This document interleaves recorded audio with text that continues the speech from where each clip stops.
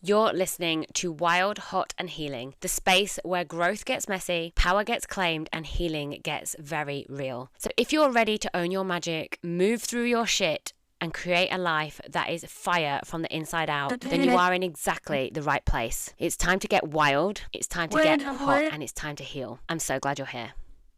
Hello and welcome back to Wild, Hot and Healing. So today's episode, I'm talking about a subject that could literally split the atom. And I'm talking about calories, whether they're the same. Is it calories in versus calories out? Is it easy to lose weight? Do we just need to be watching what we're eating? I'm going to be diving into everything because it is not as simple as that. It's not completely wrong, but it's not the whole truth. And I'm going to just debunk some of the myths. I'm going to talk about some things that may be keeping you stuck when it comes to weight loss or health, why you feel like you can't lose weight as fast as someone else, possible reasons behind it, and the big question, should I be tracking my calories in or out? So let's dive into it. Your body is not a calculator, and it's a living, hormonal, emotional, beautifully complex system. So this, in my opinion, is where calories in and calories out falls short. On paper, it works really good, doesn't it? We put an equation in, we write down the calories, this is how many you need to eat. But in real life, not so much, because in my opinion, this idea assumes that everybody's body works the same. But we have hormones, metabolism, stress, age, cycle, all sorts of things that are variables in there that will change how we burn and store energy. Like women in perimenopause, postpartum, or high stress phases often can eat perfectly, but they are not seeing the results they want to see. They're still feeling stuck. And why is that? If it was just about maths, we'd probably all have it sorted, right? So let's dive into it. So the hormone and nervous system piece to start with. So first of all, if you have high cortisol, so cortisol is your stress hormone. Cortisol is the hormone that is highest in the morning. It's what gets you up. It's the hormone that is needed to make sure you have some activity in you. But cortisol is your stress hormone. So when you have too much stress, which I'm going to go out on a limb here and say you have, everyone has, cortisol will be super high. And when cortisol's high, say extremely high, and we're living in a constant state of burnout or stress, it can really increase the storage of fat around the middle, around the belly. And the more stressed we are, the more likely we are to have cravings, because the stress can also disrupt your sleep, which can disrupt your hunger signals, which can have so many different effects on the body of how tired we feel. We want to move less. So therefore, when we're moving less, perhaps we're not shaking off some of the stress of the day because we're not exercising. Like, it's a vicious circle. Like, you don't exercise because you're stressed, but you're stressed because you don't exercise. And it can cause people that are under severe stress. It can cause long-term under-eating, which will slow your metabolism down. And then high cortisol can create a dysregulated nervous system, because your nervous system will always prioritize safety over fat loss. Your body is always trying to keep you safe, not skinny. So if we were looking back to pre-caveman times, our cortisol was there to keep you safe. Like, it was the stress hormone to keep you safe. So when the body is in a stressed state, it cares about one thing, and that is survival. So it will switch off anything that is not paramount to survival. So what does a body that is stuck out in the wilderness need to survive? They may not be food, so it needs fat stores, right? It will affect the reproductive system, because reproduction is not important at the moment, survival is. It will affect everything in the body, because the body just wants to survive. So if your cortisol levels are high, your stress levels are high, you are going to find that your body will be acting in a state of survival, not just with the nervous system of how you feel, if you feel agitated and jumpy, but how it is physically on you. It will store fat. It will want to hold on to it because it's its fat stores. It might not know when it's getting its next meal, so it wants to hold on to it. It may slow down your periods or your cycle because it doesn't care about reproduction at the moment. It cares about survival. It has many adverse effects, and this is why it is so important to manage your cortisol, to manage your stress levels, to manage how you are on a daily basis and what you can do to keep your stress levels down and how that might look for you. And when we look at nutrition and calories, so first of all, if I gave you 5 calories of I'll say, let's get 100 calories of pizza and 100 calories of bone broth. They are not the same thing. They are not. The bone broth, to start with, is packed with amino acids. It's packed with minerals and nutrients and protein. It is packed with stuff that your body is going to absorb and do magical stuff with. The 100 calories of pizza is packed with stuff that your body's not going to do that with. One's going to inflame, the other is going to heal. One's going to spike your blood sugar, the other's going to support it. One's going to leave you hungrier, the other is going to nourish it. So when we look at it that way, with calories are different. They are not the same. And this is why if it fits your macros, like I love a balanced diet, and we're all about that in Power Her, promoting a balanced diet. But when people say to me, oh, I just don't really know what to eat, like I feel like I've overeaten. Well, what have you overeaten on? Have you overeaten on something really healthy with loads of veg? No. Okay. What have you overeaten on? A pizza. Right. You are not going to overeat on really healthy foods. You're just not. Your body will be full. If I said to you, go and eat 1,000 calories of broccoli, it's near on impossible. But 1,000 calories of pizza, you can do it in a couple of slices. So this is where calories don't always matter. You need to be looking at the nutritional value is going to be way more important than the calories. And this is why tracking for some people is super, super helpful, but others it's just not needed. It's just not needed. So it's about looking at what I'm about to eat. How is this going to nourish my body? So let's say you're going to Greg's, right? There's a Greg's sausage roll. You really like it. It tastes good. What in that Greg's sausage roll is going to nourish your body? What's your body going to pull out of that sausage roll? Is it going to pull some protein out? I highly doubt it. You might think it's made of sausage, but I'd bet my life savings that it's not. Is it going to pull out any minerals? No, definitely not. Is my body going to essentially, and excuse my French, shit it out? Yes, that is something you're going to eat. It's going to satisfy your mind and your taste buds, but it's not going to give anything to your body. It might give a little bit of energy, but I doubt it. It's going to travel through your body. It may sit there, it may be stagnant. Your body can't break it down because it's not a real food. So the body's trying to work harder to break it down in the gut, and they can't break it down. So it sits there a bit longer till eventually you pass it through. It's not really pulling anything out of it. But if I said eat a homemade bone broth soup that's packed with vegetables, what's going to happen? Your body's going to pull a hell of a lot of nutrients out of that, out of the bone broth, out of the vegetables. It's going to go through your body. Let's use a solids example. If we talk about a meat and vegetable stew, you're going to eat it. Your body's going to take the vegetables. It's going to be able to break them down because they're real foods and they've been slightly cooked.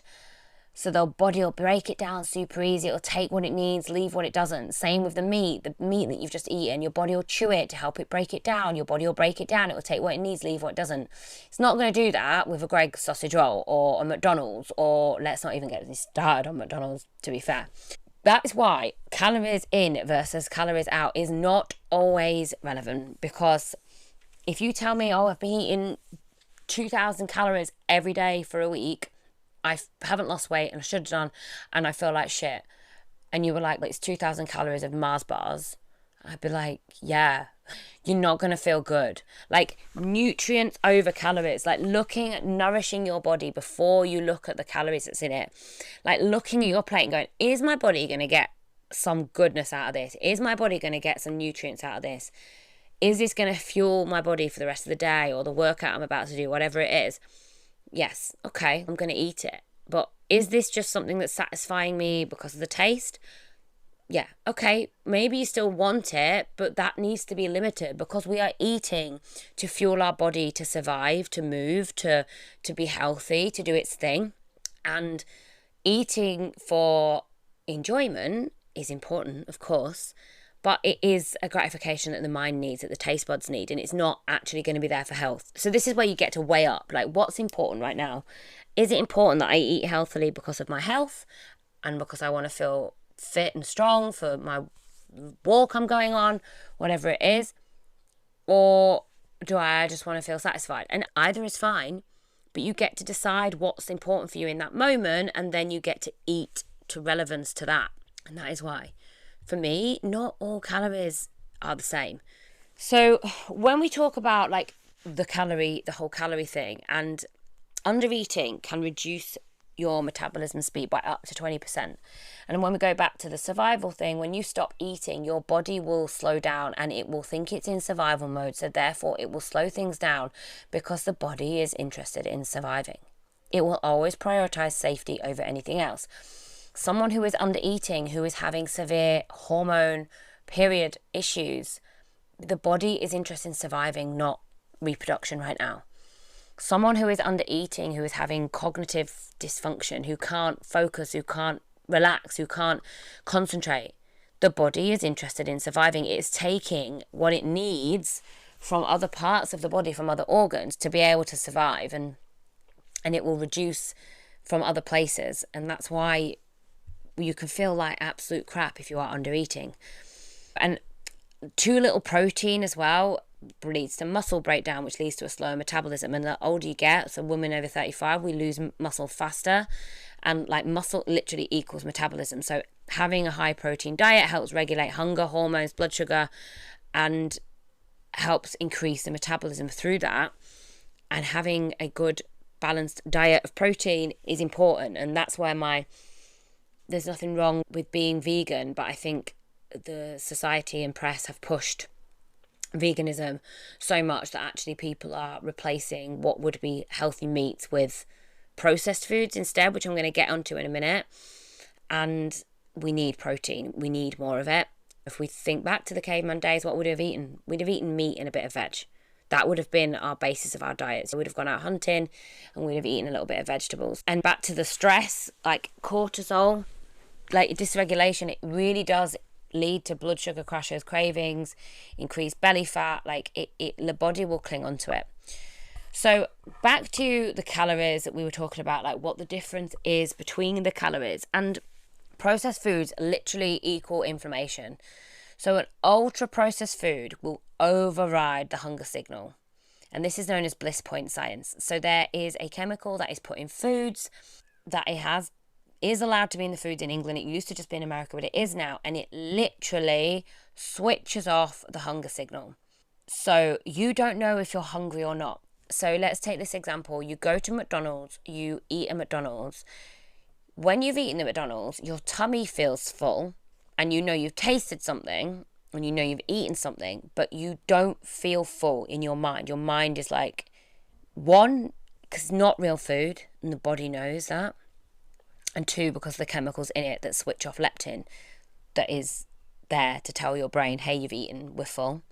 So you just have the physical feeling of being full and the satisfaction of something that you've tasted that you thought tasted good, but there's no actually, the chemical's been switched off. The brain, the chemical's literally not there. It's been blocked because of what you've eaten. And this is like things that are loaded with inflammatory is seed oils. Okay, basically do the opposite to what society's told you and you're going to be all right.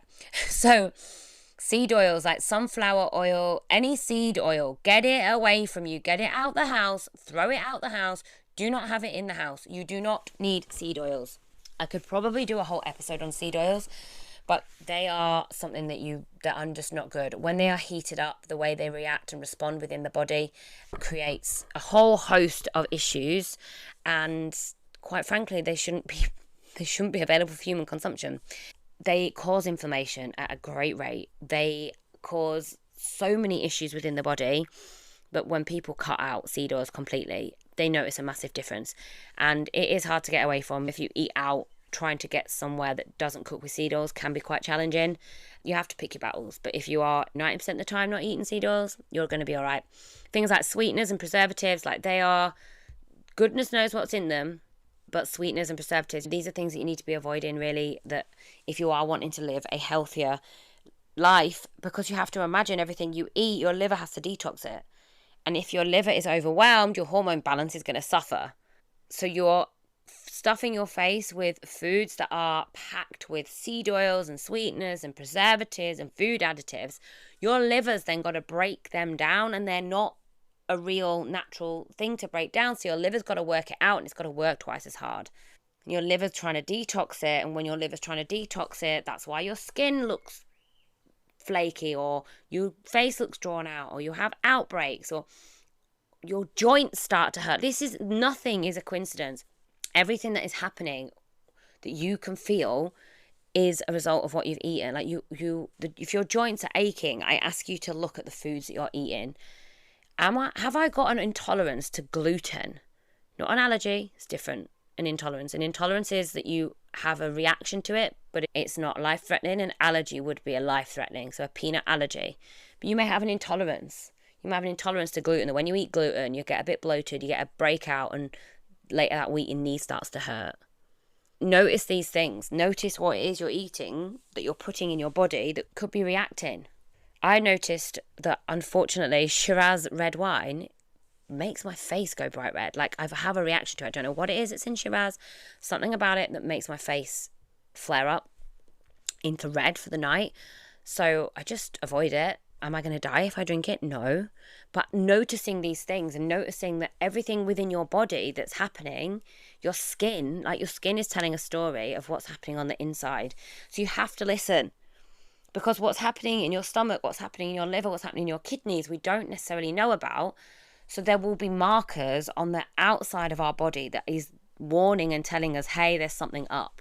Whether that is signs of IBS, signs of bloating, constipation, going to the toilet a lot, breakouts, dry skin, achy joints, feeling inflamed, all these, dry hair falling out, all these are warning signs something's out of balance. And the first thing you should be looking at is your food. The first thing you should be looking at is your food. And see what type of food you're eating. What can you remove that's going to make a difference? There are over 3,000 food additives that are approved in the UK or EU. And no tracking app is going to show you the quality of your calories. I just don't think that all calories are equal. Like, just because it fits your calories doesn't mean it fuels your body. Like I said, it is so important to really look at your plate and be like, what does my body need? What does it need right now?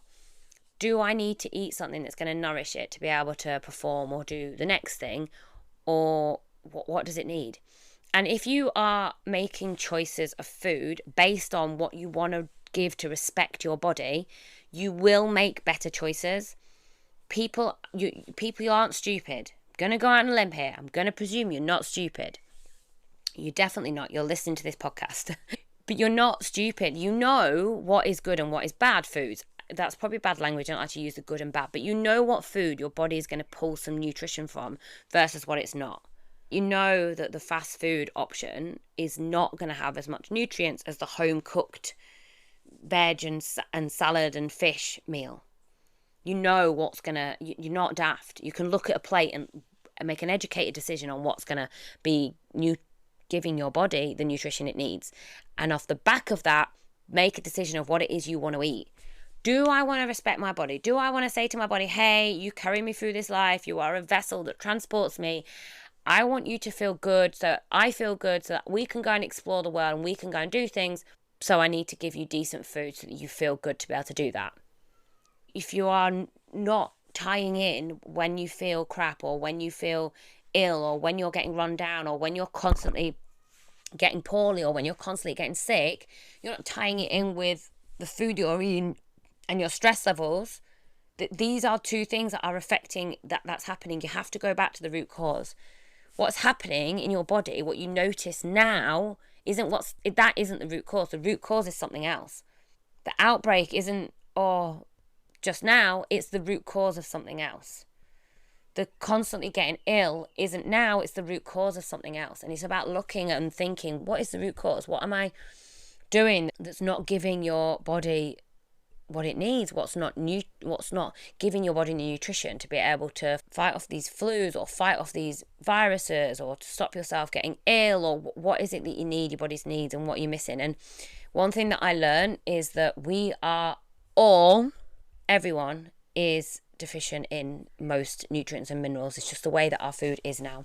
So taking a good multivitamin daily is going to really be something that your body needs. And I also learned as well, if you are, let's just use B12 as an example, if you are depleted in B12, the longer you stay in a depleted state, the harder it is your body to ever in your lifetime be able to build back up to the levels it needs. That's something else to consider as well. If you're not eating a great diet, you're not getting the good nutrients in, then you're not being able to support your body. So it's about having that balance and really just respecting your body and looking after it, because you've only got one, and you really want to make sure that it is a body that's serving you well and feeling good. And let's just be clear at Empower Her, like, we don't demonize tracking. If it feels supportive for some ladies, which it really does, it can help you learn. It helps keep you curious. It helps keep you aware and mindful of what foods, how much bang am I getting for my buck? How much? Am I having 2 slices of pizza, the same amount of calories as one full meal? Like, tracking can really be supportive of that. But I don't believe all calories are the same. And that's what's important to remember, that not all calories are the same. It may look on your app that you've got 800 calories, but if they're 2 separate meals, to me, they are 2 separate types of 800 calories. And that's why tracking, for us, we say if it feels supportive and it helps you learn, it keeps you curious, amazing, but it's not required. And women deserve to have options, and you deserve to trust your body and not fear it. And knowing what's right for you, and know that it's important to have a choice. And that's why we focus on strength, we focus on nourishment and nervous system safety, on listening to your body, on switching off when it needs to switch off, on calming, allowing it to calm down and de-stressing. And yeah, we lift, we eat, we reset, and we relearn how to trust our bodies. So you can track, but you just don't have to. Like, choice is key. Sometimes tracking can really be supportive in getting yourself aware of what's in your food. Of if you're not sure what's high in protein, tracking to be able to see what's high in protein, to, oh, okay, that's the food that I want to have more of because that's got protein in. But knowing that it's not telling the full picture of how many nutrients and everything else is in that food, and really becoming curious about it, and getting curious about what's in your food. What types of foods am I going to eat that's going to really help my body thrive, not just survive? Do I need to be looking at calories, or do I need to just be eating a good amount of foods? And this is why calorie cutting and just cutting food groups out and eating less, it's not working, because your body still needs the nutrients. However you package it up, it's not the calories, it's the nutrients that your body is craving. And if you are really craving something, sometimes it is the nutrients. It's the nutrients that you're craving. It's the body saying, oh my goodness, I am so depleted in this nutrient. This is what I need. And this is why sometimes people who are vegan do crave cheese. They're craving because it literally cannot come from anywhere else. So the dairy side of it, and they are craving it. And that's okay. Really listening to your body and trying to get a balance of everything that your body needs, so that it really does understand, and not falling for this calories in versus calories out malarkey. Not all calories are equal. If you take anything from today, not all calories are equal. And just ask yourself, like, where are you still believing that you need to eat less? And what would you change if you treated food as a fuel and not just a decision? And if this hits home and you're done punishing your body for wanting to feel good, then come and train with us. At Empower Her, we focus on smart training and strong bodies, real food and deep support.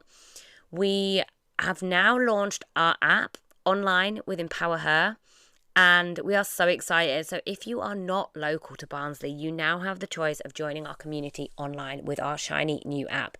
Inside the app, you're going to find workouts, nervous system support, workshops around nutrition, home workouts such as core exercises, stretching, cardio exercises, how-to videos on how to lift, a whole diary of food, our recipe books, and a whole lot more.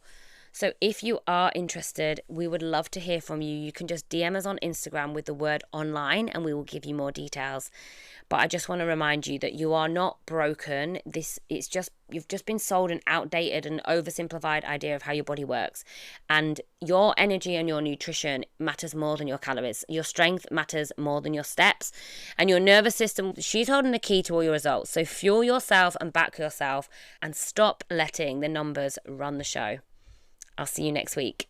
Thank you for tuning in to Wild, Hot and Healing. If today stirred something in you, I'd love it if you subscribed, left a review, or shared it with someone who really needs this energy right now. And if you're ready to go deeper into your body, your strength and your healing, you can find out more about my wellness community, Empower Her Health and Fitness, and how to work with me at my website. You can also join my email list for rituals, resources, and podcast extras that I don't share anywhere else. All the links are waiting for you in the show notes. So until next time, stay wild, stay hot, and keep